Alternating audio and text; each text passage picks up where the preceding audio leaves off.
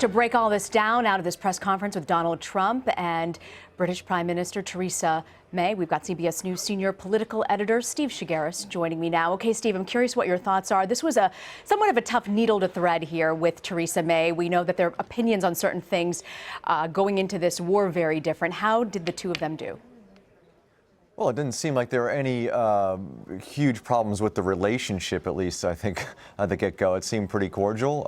They obviously have some disagreements on things. I thought the questions were interesting, especially on Mexico, especially on Russia sanctions, and what Donald Trump's responses to those were. I thought his take, sort of doubling down on why he thought Brexit was the right decision for Great Britain, sort of saying that right in front of her, I thought was very interesting as well. But overall, they both made it very clear that they're starting off on a positive note with their relationship, with his presidency, and I think that was the goal, the ultimate goal of doing this today. I want to bring in Foreign Affairs correspondent Margaret Brennan, who's at the White House and was at this briefing, this press conference. Margaret, one of the hardest issues that people were watching to see how the two of them would deal was sanctions on Russia.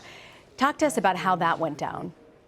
Well, we know that President Trump will be speaking with Vladimir Putin, Russia's president, tomorrow. And so that question was put to him, exactly what is your message going to be in regard to whether the U.S. will lift those unilateral sanctions off of Russia that were put in place by the Obama administration to essentially dissuade Russia from continuing to grab territory in Europe from the country of Ukraine. President Trump avoided directly answering the question. He didn't say whether he was actually going to do that, what would make him do that, essentially pull the trigger and pull back that financial pressure. What he said is, I want to have a good relationship with Russia, and I don't think good, bad, or indifferent about Vladimir Putin. I'm open. We'll see what happens. We'll see what happens is a phrase he repeated a few times in regard to that question. I think you need to contrast, I should say, those general remarks with the very specific ones made by Theresa May, the British Prime Minister. She specifically said, here's what it comes to sanctions on our end, what we put them in place for, and what would make us lift them. And that is specifically if Russia stops annexing territory in Ukraine. She drew a hard line. President Trump did not. Margaret Brennan, who's at the White House. Margaret, we're going to let you get back to some of your reporting. We look forward to chatting with you later this afternoon and seeing you on the evening news tonight. Thanks, Margaret. Steve Chaggaris is still with me from Washington. Steve, one of the bigger issues, the bigger divides between the two has been over waterboarding, and Theresa May made it very clear that they are not going to do this. Donald Trump, it was interesting to hear him say he's going to defer to his defense secretary. What do you make of that? Well, it's becoming clear since Trump has become president and talked a bit more about torture that he's really on an island on this. And it's not just an island within the United States. It's an island, it seems, within his party, an island within his cabinet, and an island within the world leaders. And so, I think he realizes that. And I think what you're hearing from him is saying, yeah, I personally believe that torture works, but I'm going to defer to my defense secretary and others who don't want to bring back torture. And so it doesn't seem like that this is on the horizon in reality. But what's interesting is every time he's asked about it, he doubles down on his personal belief on this. And it was interesting because on Fox last night, he was asked about it. And he did say something that was curious, which was he believes that waterboarding is not torture.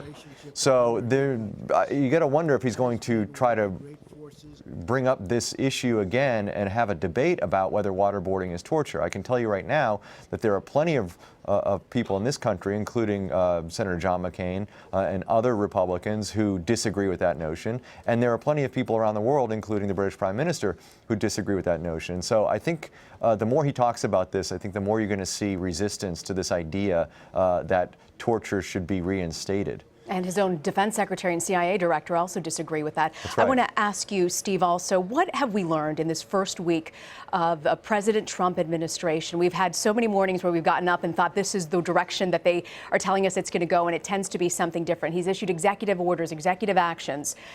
What do you take away from this first week of this new administration?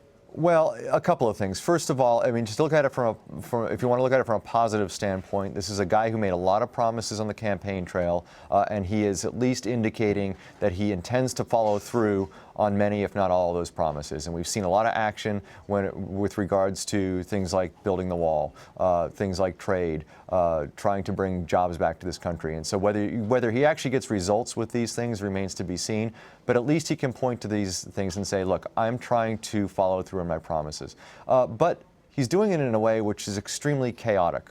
There's not a lot of conversation going on with folks on the Hill. And you're hearing Republicans on Capitol Hill raising questions about whether they're in sync with what Donald Trump is trying to do. There's a lot of questions still lingering there. I think the communication with the American people has been a little bit chaotic as well. There's been a focus on things that aren't policy related, like whether it's the size of the crowds at the inauguration, or the ratings for his inauguration, or how he's actually going to, in terms of details, how he's going to follow through on some of these policies. We saw this with Sean Spicer yesterday, try to explain perhaps how they're going to pay for the wall, or how Mexico is going to pay for the wall by implementing perhaps a 20% tax on Mexican goods, which then got a lot of blowback from everybody. So there's a lot of chaos surrounding all the things that Trump has tried to do this past week, which, again, not really out of character for Trump. As we've seen, this is a guy who thrives on chaos. We've seen it throughout his career, and we saw it through his campaign, and we're seeing it now through his presidency. The question is how long can this last? How long can this idea of chaos last? At some point, does order have to take control? Is that going to calm people down on Capitol Hill? Is that going to calm people down around the country? Or does he need to calm people down to get things done? We'll see. He's broken a lot of molds to this point in terms of politics. And one of the molds that he continues to break is he's not doing things necessarily in an orderly fashion. So we're going to watch that very closely, and that's what we've seen this week. Things not really happening in an orderly fashion, yet he can argue, or at least he will argue, that he's getting things done. All right, senior political editor Steve Chaggaris in Washington. Thank you, Steve. Thanks, Rena.